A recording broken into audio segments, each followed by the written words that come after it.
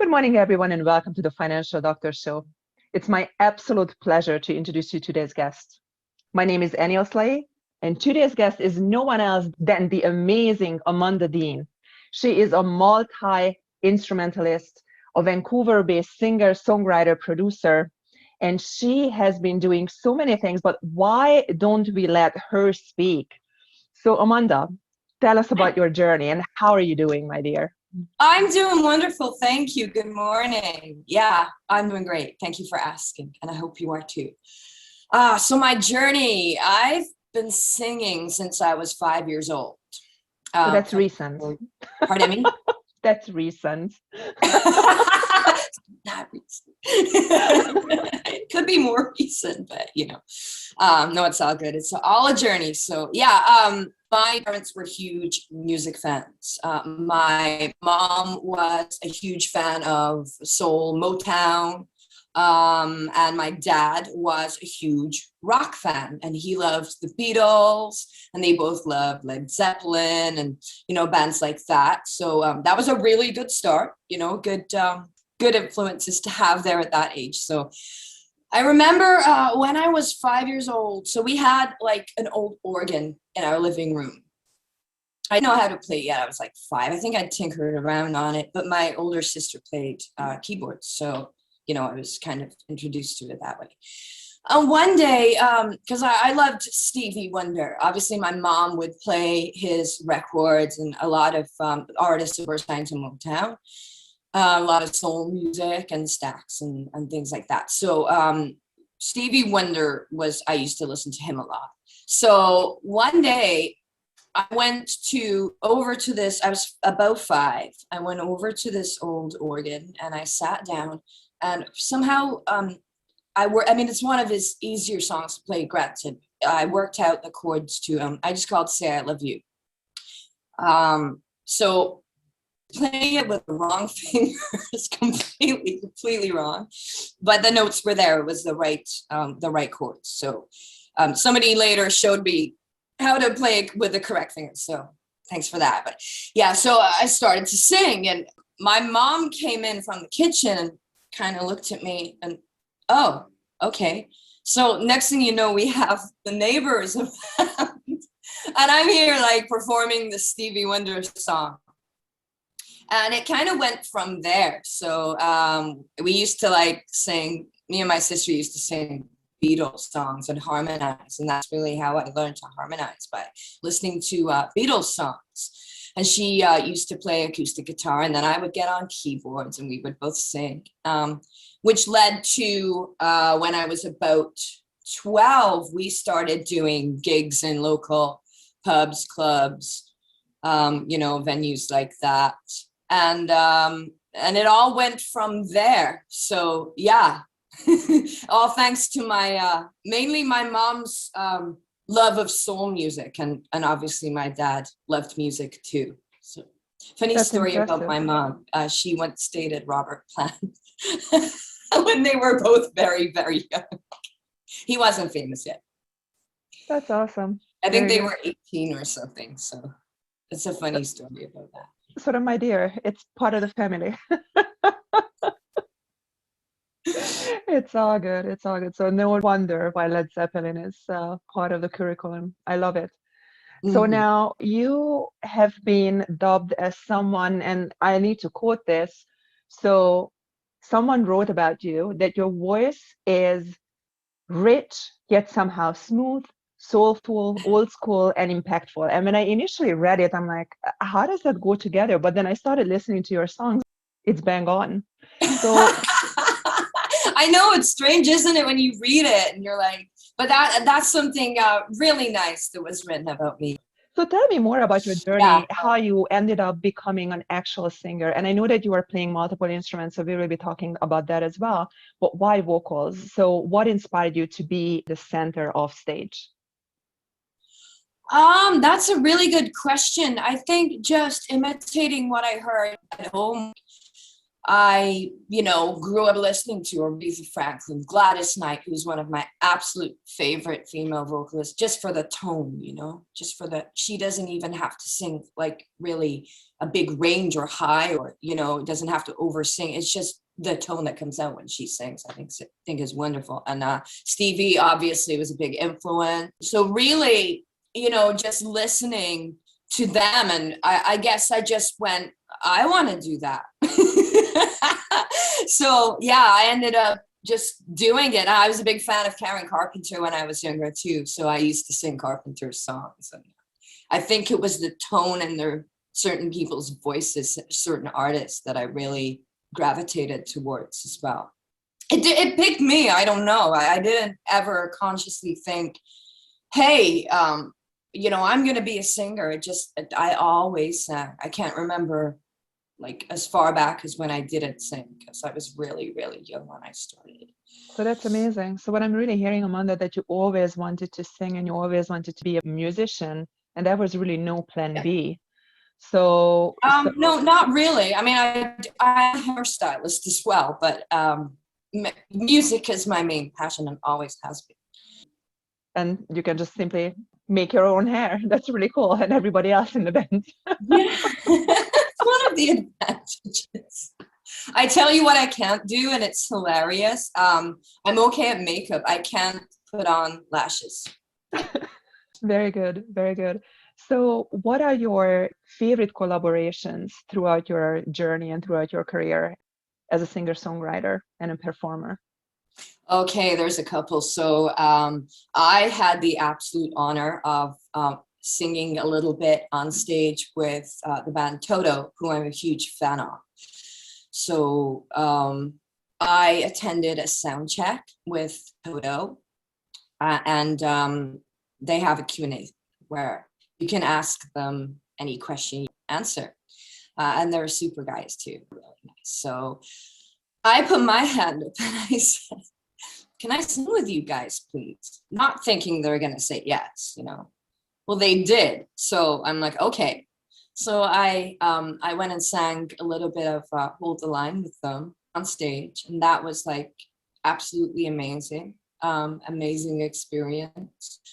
Steve Lukather, the guitar player, is my guitar hero. And then I just love all the, the guys in their music is just, they're just such wonderful musicians. So to have that experience was phenomenal. And then I am doing a collaboration, a duet with Ellis Hall, who is based in LA. He's an absolutely phenomenal vocalist, musician. He's a big name in the USA. He's written like close to 4,000 songs. He's signed to Ray Charles' record label. He was like a protege of Ray. They were good friends.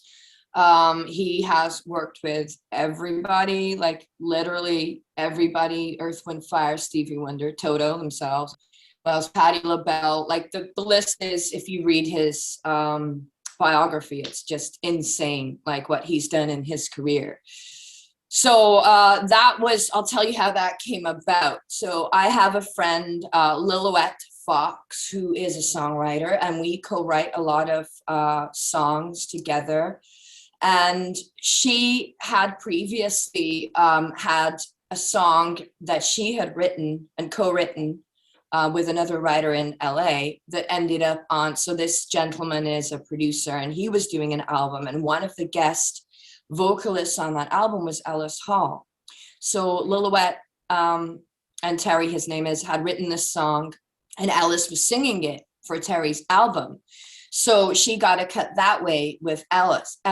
And so I was working on a song called Like Air that was written by myself, my husband Brian, and Lillowette Fox, a three-way co-write. And it was like it's a soulful groove ballad, a sexy groove ballad. So she said to me, you know what, this would be amazing as a duet. And I said, you're right, actually. And she said, well, I know just the guy. And I said, who? And she said, Ellis Hall. And I'm like, yes, because obviously I knew Ellis, who he was, and I was a fan of his voice and his, he's just such a great musician. Ironically, I'd watched a concert that was televised a couple of days earlier, and I watched it specifically because Steve Lukather from Toto and Nancy Wilson, another one of my guitar heroes, was performing, and Ellis was also performing. So I was watching this concert, and he came up and he did an amazing performance. And then just 2 days later, Lillooet suggested, well, why don't we ask him if he would like to do this duet with you? And I'm like, do you think he'll go for it? And she said, yeah, I think so. So we did. It's the power of asking. It always works, right? People can only say no. So, but they might say yes. So we got in contact with his manager, Lehala, lovely woman, and asked her through Lillooet's connection with him, would he be interested in doing this? So a couple of days went by and they got back to us, and she said, Ellis absolutely loves the song, loves your voice, and yes, he would love to do it. So eventually after a few weeks, I got his vocals back. He had done such an amazing job on this. I was blown away. Like, I can't wait for everyone to hear this. So he really, really just, it worked with my vocals. It just worked really well. So that was fabulous. And then it was so funny because it was my birthday. It was my birthday a couple of weeks later. And he called me up and he sang Happy Birthday down the phone to me. And he was playing his Hammond B3. And it was just amazing. Like, it was amazing, just wonderful. So that was really funny too. I wasn't expecting that, but yeah. And he played some Hammond B3 on the song too. Fantastic. Just a great job all around. So I'm really thrilled with how it turned out. Absolutely. And you were kind enough to actually share the song with me, and it's just amazing. Now, tell us more about the creative process, if that's okay with you, because I love the story, how it turned out to be. So now we understand the end and how you were able to get a major star into this, drawn into this. But this song is amazing. So that's part of the reason why this all worked out. So let's go back to the creative process, Amanda, in terms of how this song really came about and what it really means to you and everything else. This song, it was written quite a number of years ago. It's kind of gone through three incarnations, if you like. And this final one has, I think, with Ellis, it's just turned out how I envisioned it from the beginning. And I couldn't necessarily translate that in the beginning. So I'd sat down in front of my keyboard, came up with this chord progression that I really liked. And then I came up with a melody for the verse and the chorus. And then my husband heard it, who is also a really good songwriter. He's a musician, he's a keyboard player. And he said, oh, I've got an idea for the pre-chorus. And I went, great, let's hear it. So he sang something and played some chords, and he went, that fits really well. I went, yes, it does. And then we needed a bridge. So he wrote the bridge, which turned out amazing. And it's kind of a real climax to the song as well. So we're really proud of that. And we recorded like a demo of it in my home studio at the time. And it sounded more like kind of like a Janet Jackson. It had like a drum machine on it, which wasn't my eventual vision for the song. I love Janet, by the way, but this song I wanted like more of an organic feel. But at the time, I didn't really have access to that. So we had this demo, and it was still a great song, but there was like something missing. So yeah, then eventually it became what it is today. We have real drums on it. We have amazing bass by a local musician to Vancouver, Billy Mendoza. He's a fantastic bass player. And then the collaboration with Ellis came around, and that just really put the icing on the cake. It sounded really good, like as a finish, because I recorded it myself first. did the entire vocal. It sounded great like that. But when Ellis came on board, it really went to another level. So it's been a journey with this song. Usually it doesn't take that long. You know, a lot of my other songs, we write it and then we record it and it's done. But and then we got Lillooet Fox to come in and rewrite some of the lyrics and change the melody a little bit, and she really put the icing on the cake with it as well. So, and then we also have because I love having real strings. I like having real anything, you know, depending on the genre and depending on the style of the song. If it's more of a ballad or more of a rock song or anything, I feel that, you know, it should be real instruments on it, then I'll go like the extra mile to really do that. So I'd programmed a string arrangement just on keyboards, which is okay, beats real strings, of course. So my mastering engineer, Bud Bremner, who's Coastal Mastering in Vancouver, I highly recommend if anyone needs mastering. He recommended a friend of his, Jolly Mukherjee, who is India's king of strings. He's a big name over there, and he does strings for all the Bollywood movies, and he sings for a lot of the Bollywood movies. So if you hear like Bollywood and you hear the male vocalist, it's usually him. But said, you know what, it would be great to get Jolly strings. And I went, I agree. And he's very versatile. So he has a team of string players that he gets together, and they did my arrangement, but changed it a little bit and added a bit more extra pizzazz, a bit more authenticity, sent it back, and it's just fabulous. I just love what they did. And obviously having the real strings on there really makes a big difference. So I try to do that whenever possible, you know, but if it's like a different genre, or I have another song I'm working on right now called Be My Guest, and it's kind of like Bruno Mars or, you know, Dua Lipa kind of style, where I do have programmed drums on it, and I do have kind of samples on it, but that works for that song because I like a variety of songs on an album. I didn't want to make an album that was like the same song 10 times. So I have a nice mixture on there. So, but for the majority of it, it is like real instruments, real strings, real drums, you know, great players. But this is quite a story. I mean, it started out in your bedroom, then your husband chimed in, then your friend chimed in, and next thing you know, Jolie Mukherjee is there, who is a recommendation of our mutual friend, Bud Bremner.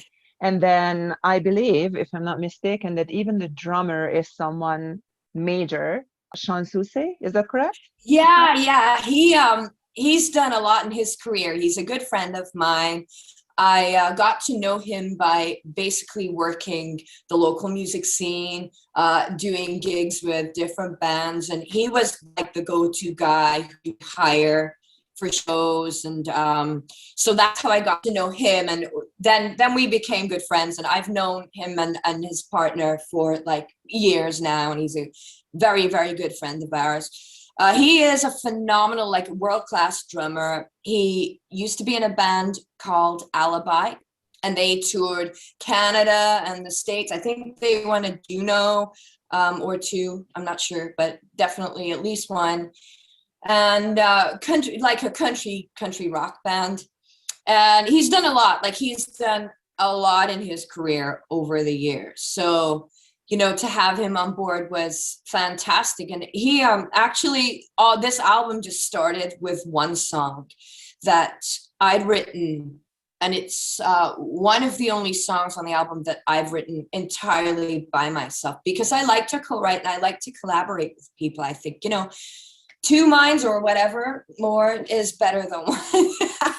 So, but this song is called Wolf. Really, it was one of those song gifts that comes through you rather than to you.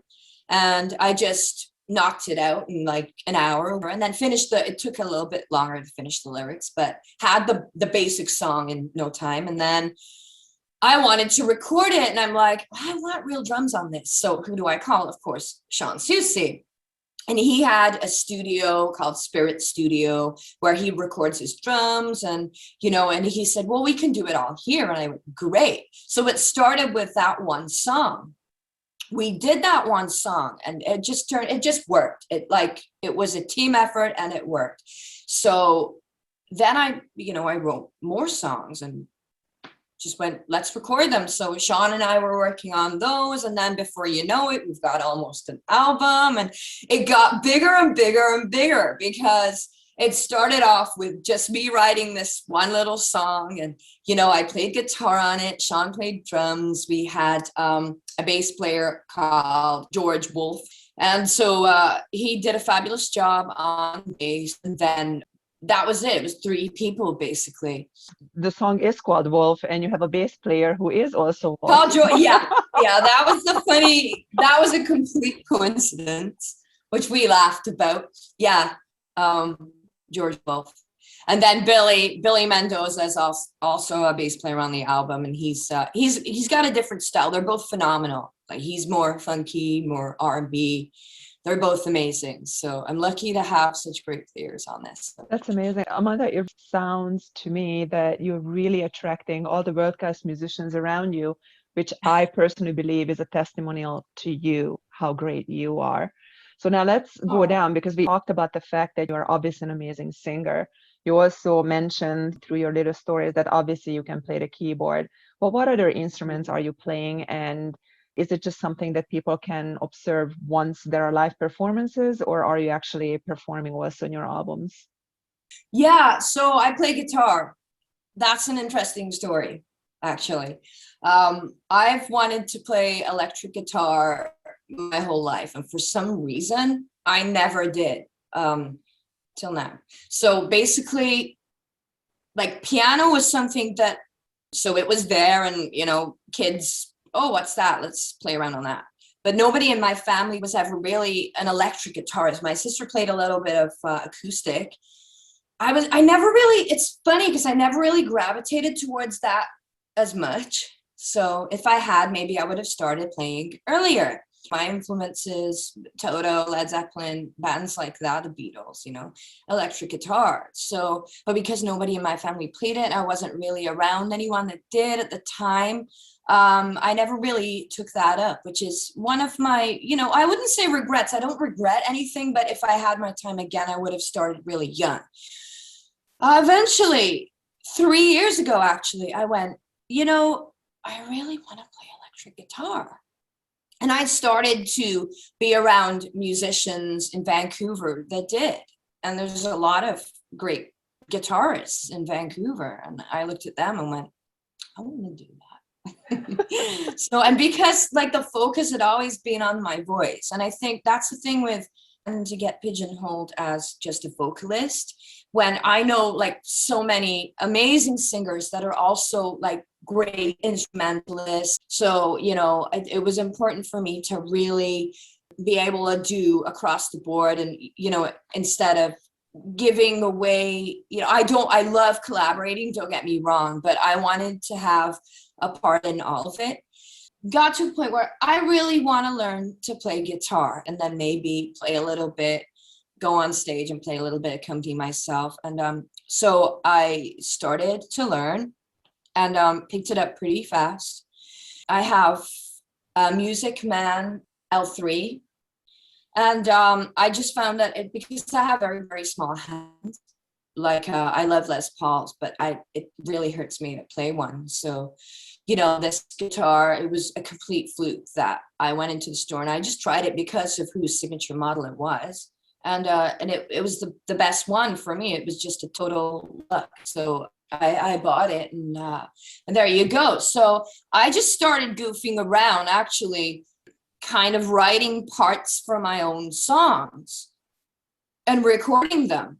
And that's absolutely the best way to know what you sound like and to improve on how you sound. And I really got into it and really researched how to make it better. And before you know it, I'm recording guitar on my album. And, obviously I do plan to play live as well. But it's a nice addition to, because everyone always focuses on my voice. And I want to show that there's more to me than that as an artist, because Absolutely. I admire people that do that, like Stevie and like Ellis and like Prince, and they play instruments, and they don't just sing. So, and I've always been fascinated with production, with record production, so there's always been a frustrated producer inside there. So, okay, so that brings us to the next topic. So obviously you told us your story as to when you become the first time a little musician at age 5, when you were playing Stevie Wonders. I just called to say I love you. Yeah. And then from there on, keyboard came about, and then suddenly this divine intervention came to you in terms of starting writing music. And I want to talk about that, when that happened and how you noticed that that's coming to you. But the next thing we know, you're working with some of the major artists of the world to create this amazing record that is about to launch. But let's go down to history at this point. When did you first notice that music is coming to you and it's really flowing through you and you should be the messenger? I was really young, and it was a game to me at that point. It was just like sitting in my bedroom, and I was bored, and melody would come into my head. And I think I had a little tape machine at that point back in the day, sing nonsense lyrics into it. And, it wasn't very good. As most people who start out songwriting, there's work to do with it. It's a muscle.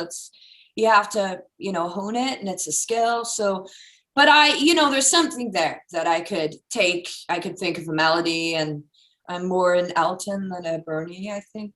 I mean, of course, I'm not Elton, but we joke about that. Lillywet and I joke about that because she's a really good lyricist and top liner, and I like to do I love melodies and chord progressions, and and production techniques, and that's how I write. My first few songs were not great, to be honest, but again, over the years, more and more and more, they got better and they got better, and then I'm really into the groove with it now, and finding it comes a lot more easy these days because of just keep doing it.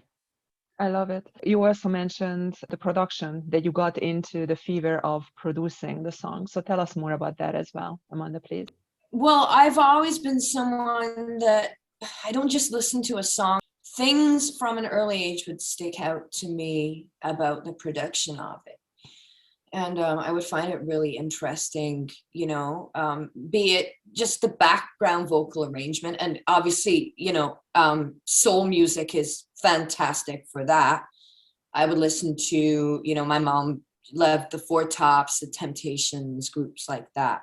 And then the Beatles, the ultimate like harmonizers and songwriters. So, I really, things like that would jump out at me. And then other, like the way the instruments were arranged. And then I got like really into like Quincy Jones as my hero in that respect, as a producer. And well, I have a number of like favorite producers, but Quincy is definitely one that's at the top of the list. And, just the way he would arrange the horns, and I love horns too, or the strings, and, and what kind of reverb was on the vocal, or it just things like that most people wouldn't really delve deeply into. Because for most people, it's like, oh, I love this song. It's all about the song. And it is. At the end of the day, it really is all about the song and the performance. That's the most important thing. But then the magic of production is you can you have this vision in your head of like, what do I want this to sound like? What kind of feelings do I want to evoke in people when they're listening to this song? And through the production, you can do that. And that's what fascinates me. So I've always wanted to get into it.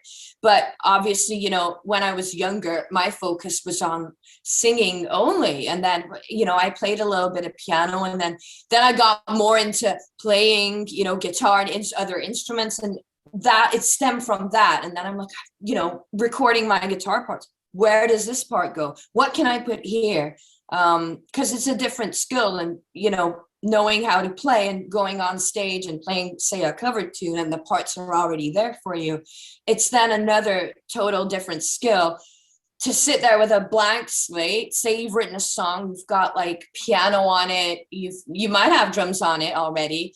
But then you've got to go, okay, where does the guitar fit in all this? What parts can I put there? And I found that I could do that, and I could hear in my head how I wanted it to be. And then, with practice, over a few years, I got to be able to put it down and it sound how I wanted it to sound.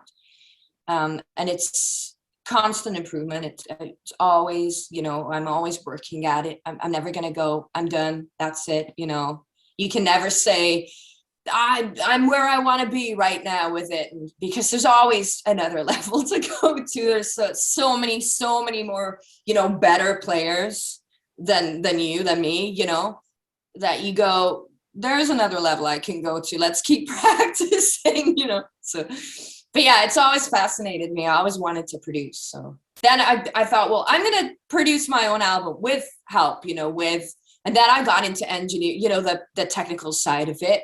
Because, I started out, I didn't really know, although I did go to music school when I was 18 and I learned, but at that time, it's funny, like hindsight is 2020, right?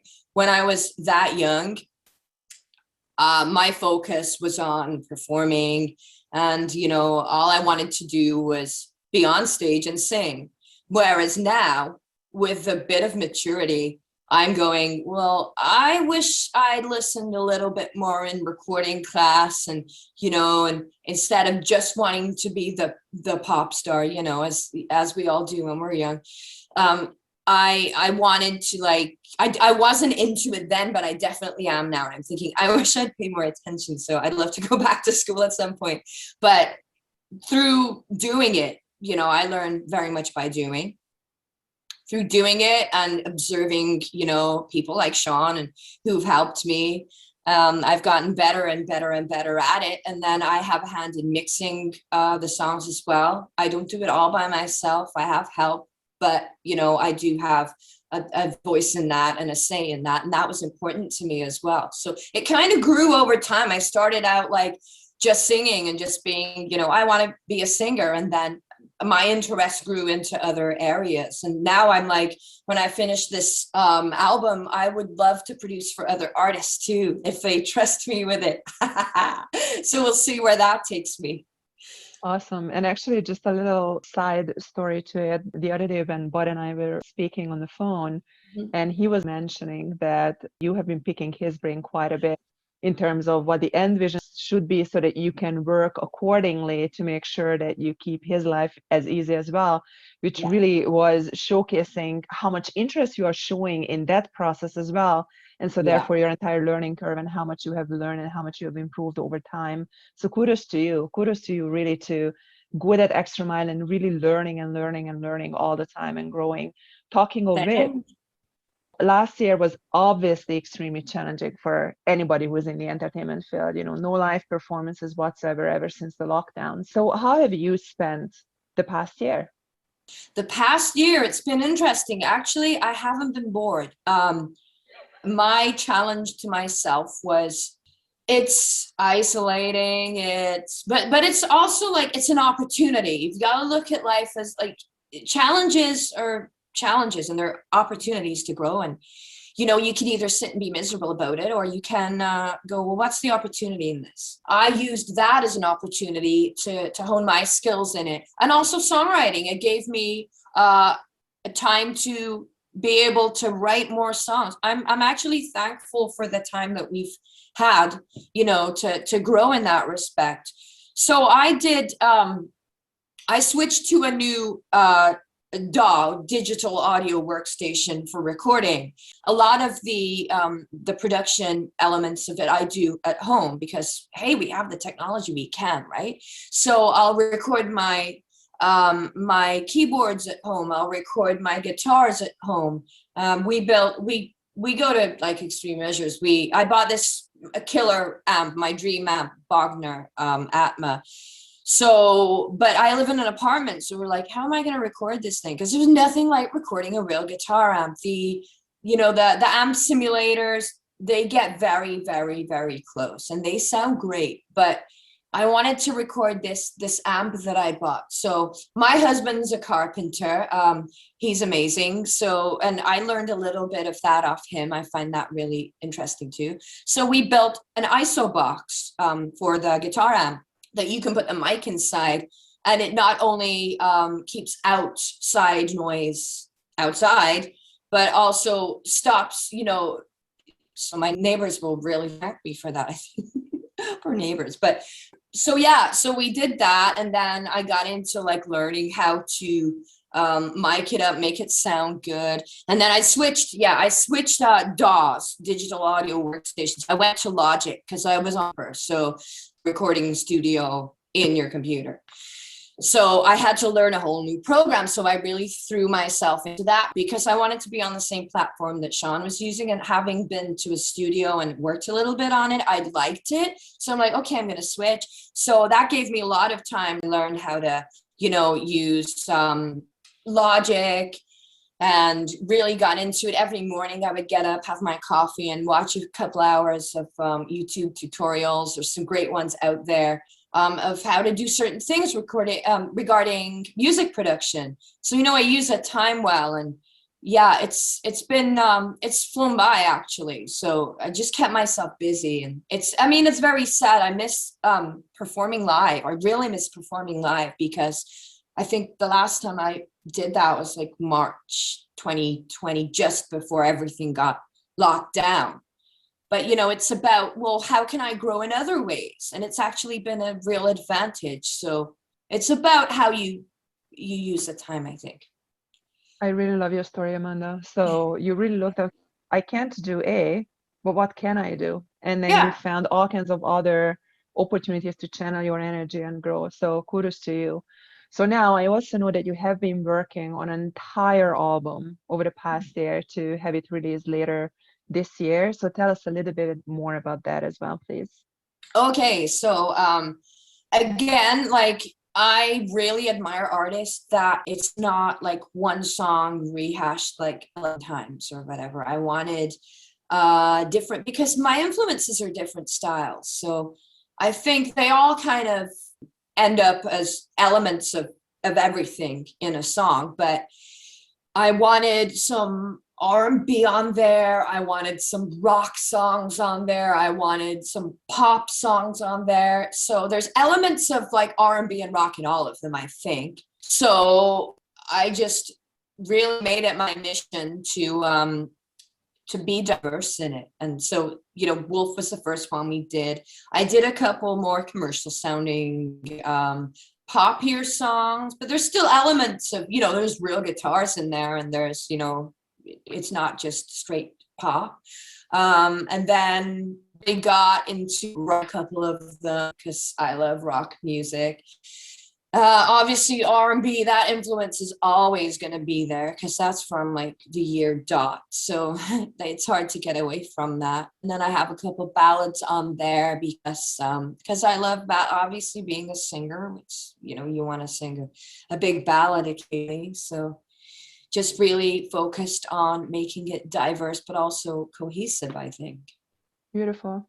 And I believe you mentioned that this album is going to come out later this year, likely in the fall. But the one song that is going to be released very, very soon is Like Air, and that's the duet with Ellis Hall. So if you can tell us again when the release date is, and then we can promise to our audience that we will be cutting it into this interview so that they can enjoy as well. So that will be released on May 21st. It was originally going to be May 10th, but we're doing a music video. So we really wanted to time it, so that we had everything ready. So it's going to be May 21st, but we are going to put out a teaser on May 10th. So people can get to hear a little bit of it. And like you said, there'll be a little bit at the end of this interview as well. So I'm just really excited for people to hear it because it's been a real team effort. It's not just me. It's not just Ellis. It's everyone that's played on it, and everyone's like brought their A game, and we're all so very proud of it. And I'm just really honored that an artist like Ellis is appearing on this song. I'm really thankful for that, because that's a dream come true as well for me. So I'm really, really excited to release this. Perfect. So Amanda, tell us as a closing, what are your plans for the future? Well, obviously, I would love to tour. I would love to go out and play these songs live. I'm sure it will happen at some point. that depends on COVID, of course, and how we manage that and how we recover from that. I'm really hoping that, things get back to normal soon, as is everybody else, right? So I'm really hopeful for that. And then we can all get out there and play again. I know that there's a lot of musicians that really miss it. And it's what we do, and it's just who we are. It's really soul destroying to not be able to do that. So I'm hoping that the future, holds lots and lots of live gigs as well. But I do love being in the studio though. So, I want to make another album, after this one I've got to finish this one first, but you know what I mean. Absolutely. And you know what? Let me know if there's a concert. I'd love to see you live. Wonderful. Yeah, we'll send you tickets for sure. Awesome. Thank you. Amanda, it's been such an obvious pleasure to speak with you today. I love your stories. I love how you pivoted and how you have grown. And I can't wait to see what the future is holding for you. Thank you so much, and much success to you. Thank you very much. It's been lovely to speak to you. Hi, this is Amanda Dean, and you're listening to a clip of my new single, Like Air, a duet with the ambassador of soul, Ellis Hall. Thanks for listening, and have a great day.